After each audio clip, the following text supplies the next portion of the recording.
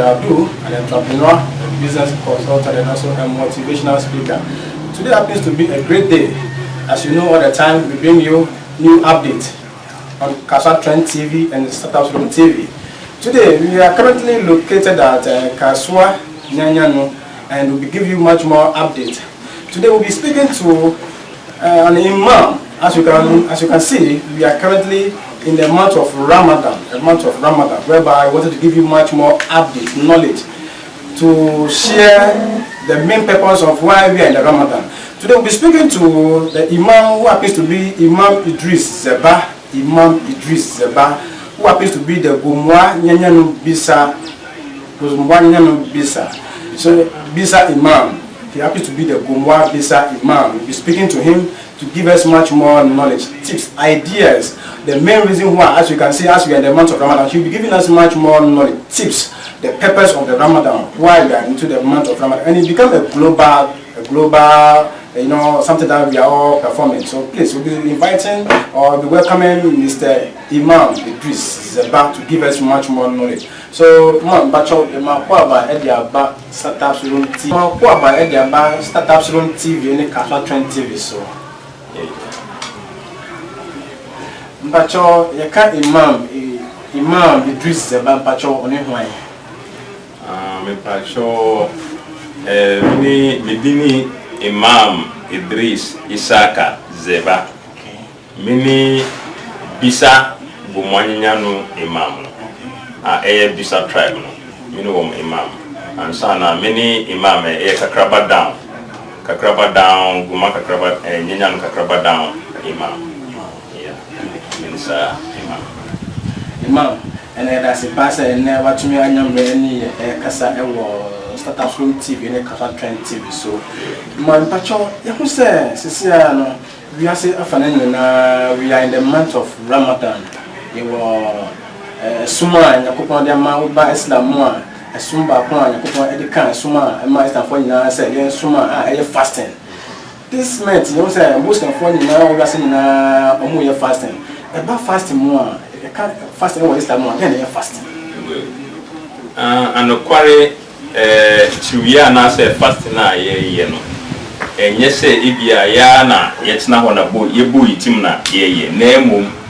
Ewo ye Quran chiro konkon Quran mu a enyame hye say yenye sa fastna fa ko a enyame ka kire ye ewo Quran chapter 2 mu o si ya ayyuhalladhina amanu mu ejidie kutiba alaykumus siyam ya ye chiriwian enhye emam kema kutiba alal ladhina min qablikum ti say sena ye ne enhye ewo wo mu ba ansa na musu Mubi, woman Mudika by Yasan Mubi, Commissioner, Womudika by if you Noah, Abraham, Moses, Jesus Christ, on every group, your commissioning Mohammed. So, woman na in Yamidi kind, Chile woman say, woman ye tree, and son, ye, yes, Abedu, yesu, and yesu, yen, and yes, actually, and in Yamina, here say, yen, Namo, and yen, kind, if he has say, ye tree, and Nemo, it kind for womu di kan fiase chiria e na yeso enyame hye se akoye esomba ko Islam som no esomba ko any komhyiefo na womu bai womu somnti die komhyiefo na womu twemu ye no ene na enyame se yeso yenye saade na ansa na de to so somienu eno chiria ye eka Islam ni mfapem enum esi ho a ojai ba ko a onye kremuni. That is the fasting, and I finish Siyam, the 5 pillars of Islam. Siyam, and I say Chiriano, and I say fasting is one of the pillars of Islam. So we see ceremony, na say a true fasting, brain now 1 year fasting na we ceremony. Put me here for na ba kuno jai ba anyone any ba ku bia obe jai wo no we ceremony papa. This say who observe all the 5 pillars of Islam. Na why ceremony papa. Yeah.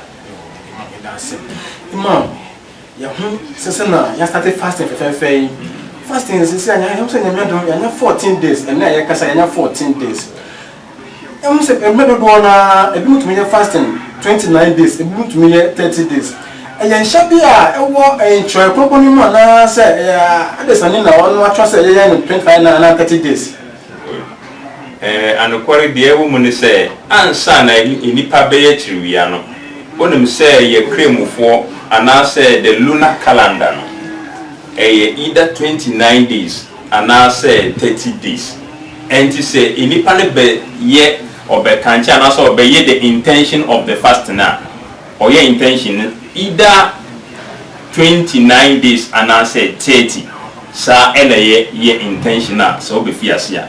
If you say Abia, say Bosono, if you in Tema, na ye kaya, be go and be 30 days.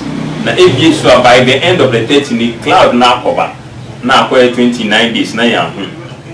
Then so a cosa. And a month is 29 and 30 days.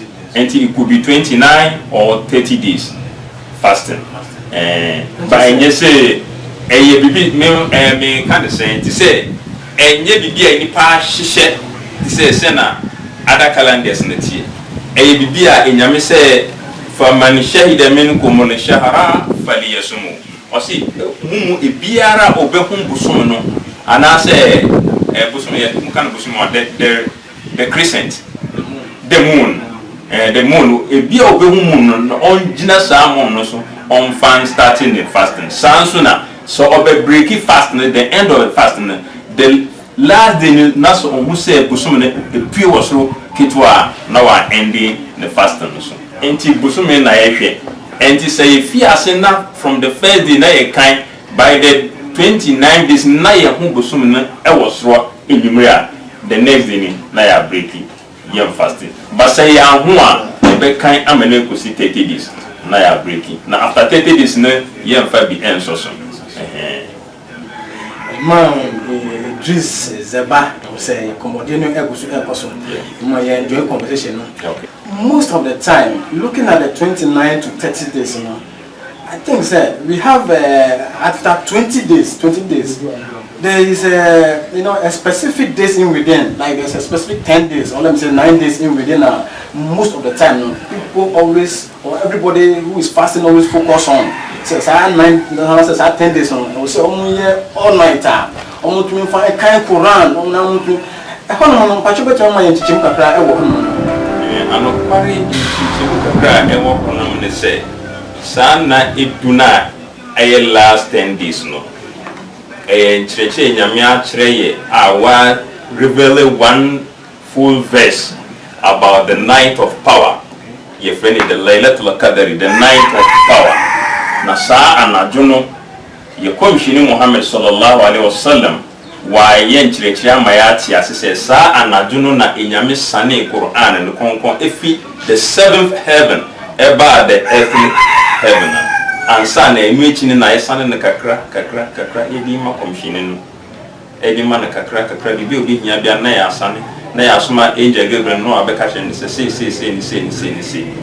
enti sa anajuno na inyame sane Quran efi the 7th heaven eba esoro ha wo enti sa na eye anadu bia asoro abofo nyina wo sane ba fon wo be ka enipa ho wo tuntum nyame wo som nyame ye kamfo nyame ewo mu na sa anadu no enyame kire ye Quran no se utumi sori ejina ebompai anase uye mpai bobi ana enyame som bi wo mu inshira enyame de be ma wo no ti se bia wa gina wa som enyame afem in 1,000 years. Wow.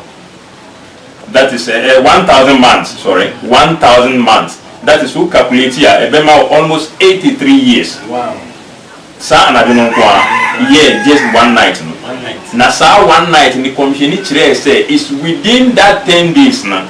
But one say is on the 21st, and now 22nd, and now 23rd. But it's within that 10 days. Enti mitri di for. Ebia opese sa anajuno nensan kasa anajuno ewumu no ntumi sum nyamo onya san hira na on sorry setiriani 20 days from the 21st no on sorry anajuno no on complete night no by all means nensan ebeka sa anajuno enyame aye ne secret. Wow. One yini pipi antrenti who sorry sa 10 days na definitely on Sabeka because it's within the 10 days. Until Sabeka and enye inshira kitwa na umu edoso papa. Enipa utumi sorry nasa night no kwa. You say ibia why so nyami for almost 1,000 months. Sana nyami kan wa Qur'an. Inna anzalnahu fi laylatil qadr. Osi anokware sa Qur'an we amungu yesane e wasan anajuna ye friend the night of power no. Wama adaraka ma laylatul qadr na opese yenchire udien eni sa anaju aye friend the night of power. Laylatul qadri khairun min alf shahr. Osi sa the night of power no eye che one enipa obesori se usum nyami 1,000 months udina usum nyami sa night ni eye sin sa o inshira obenya wo mu no eye sin enipa wasoro ngina ho usum nyami almost 1,000 months. That is almost 80 something years. Enti Laylatul Qadr khairun min shahr tanazzalu malaikatu wa ruhu fihi. Osi sa anaju enyame es ema angel gebe eni asra before musun on wasro no wo mo sane ba fom wo mo be ka enipa wo som nyame na almost se boni fache ema enipa wo mo som nyame sa anaju no. Enti enye bibia e wo se kremoni bia on fandi agro se o yare crowd me sorry tna ho na wo bon pan wuntimi gina ho na otna ho o da krampo na otumtum nyame se na ebe ya asoro abofo no wo mo ba wo so san hira no ubenya bi enti wow. So viewers, we are speaking to imam imam Idris.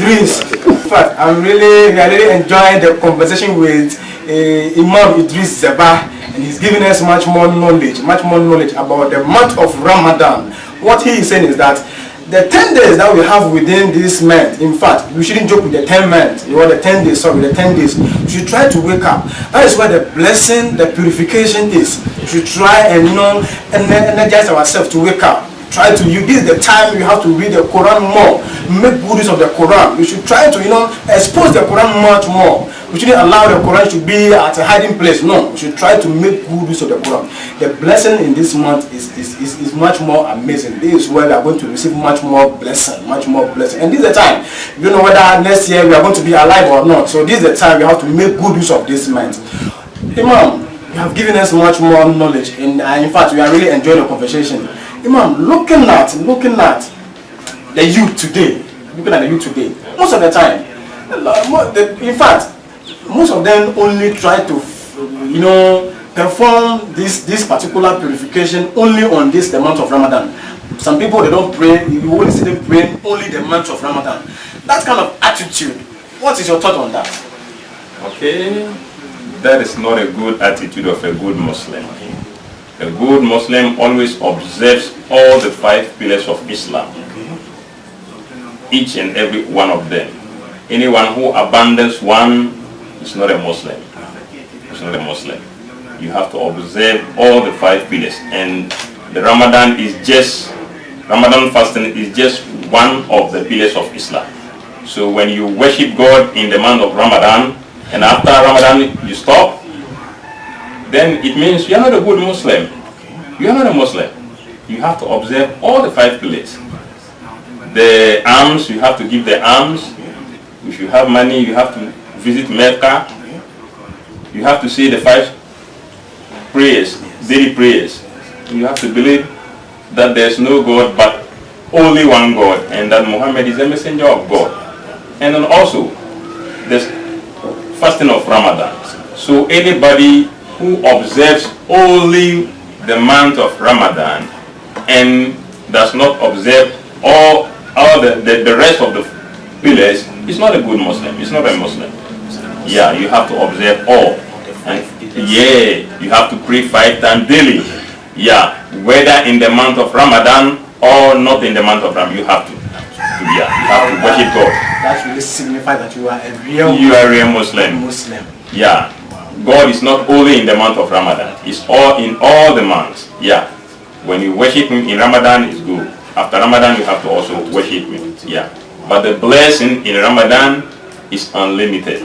That's why we want everybody to just wake up and then also get that blessing. Yeah. Man, thank you so much for that topic. Imam, looking at Ramadan, I'm looking at fasting as a father, as a mother.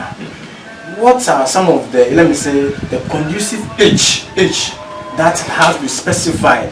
Let me say from a child or an adult. When you are getting to that kind of particular age, you have to engage yourself into fasting. Yeah. The fasting, or let me say, all the practices of worship.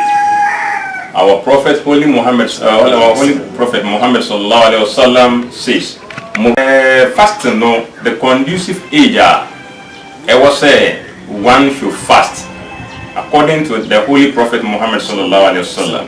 Not just the fasting, but all the act of worship.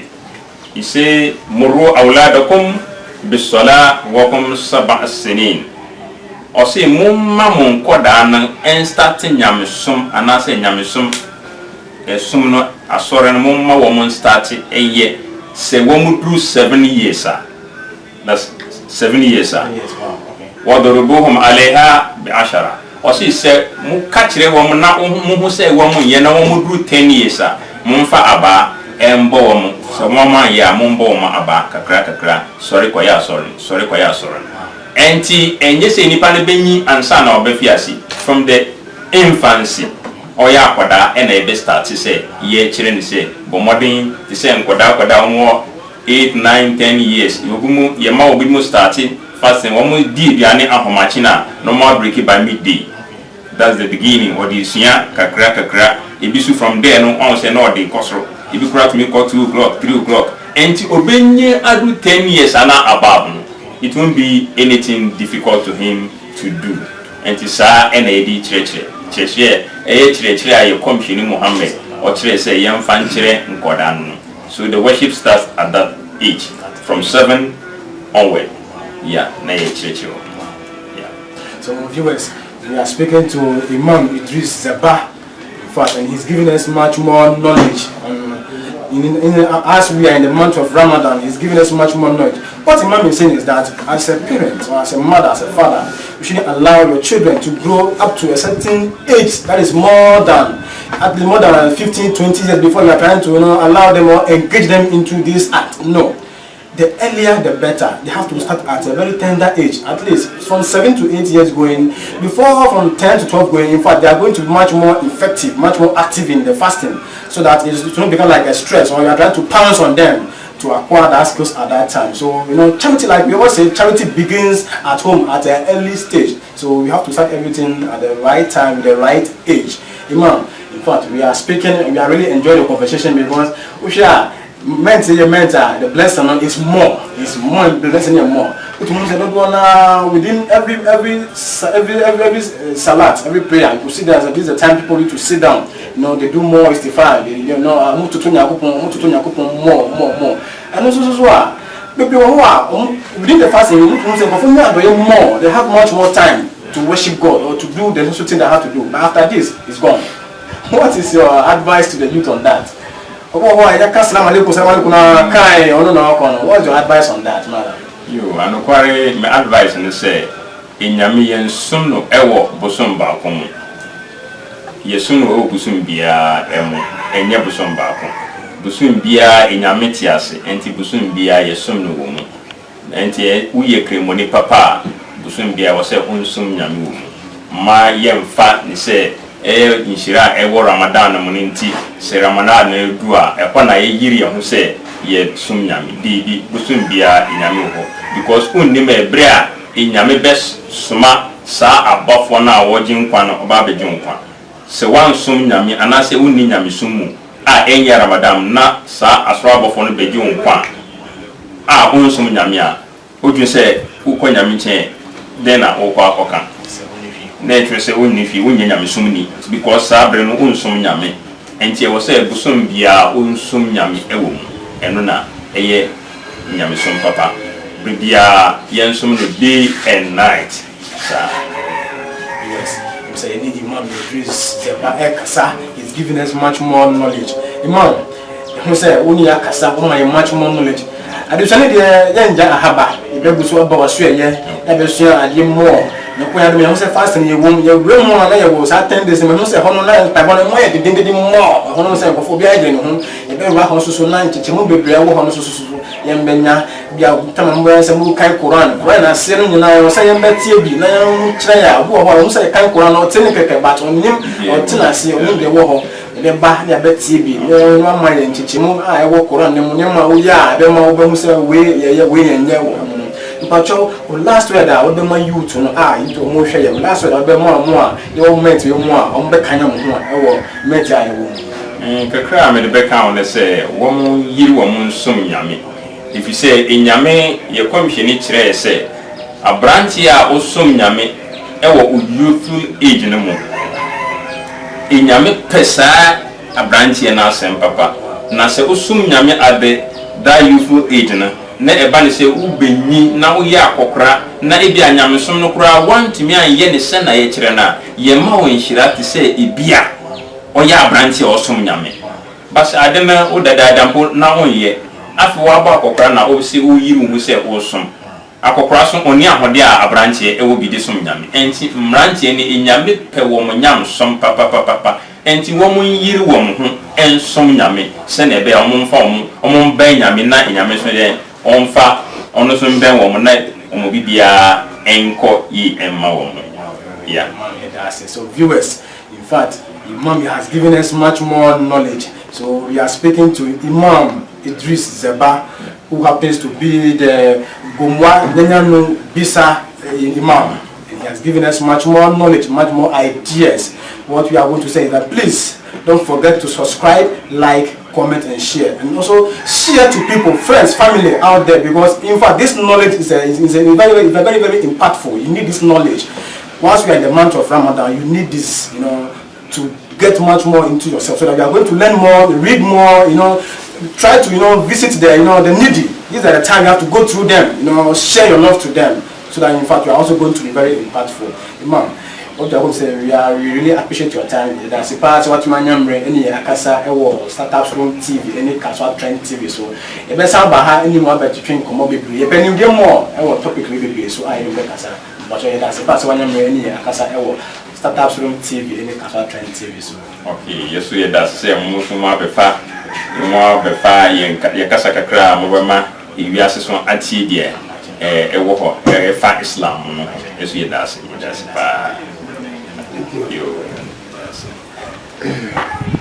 okay.